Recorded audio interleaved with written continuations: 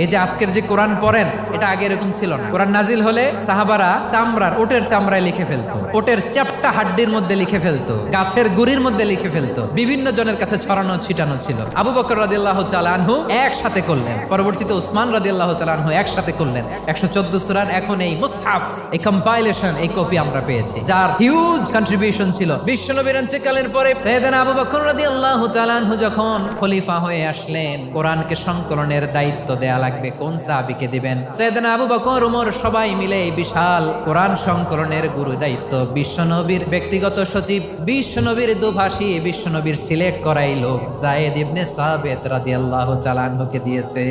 এই পুরো কোরআন কম্পাইলেশনের project manager ছিল যায়েদ বিন সাবিত রাদিয়াল্লাহু তাআলা। দেখেন, এত সাহাবীর মধ্যে থেকে বিশ্বনবীর একাডেমিক প্রজেক্ট যায়েদ বিন সাবিতের মতো তরুণকে নির্বাচিত করেছেন। কেমন ট্যালেন্ট হান্টার ছিল আমার নবী, সুবহানাল্লাহ পড়বেন না?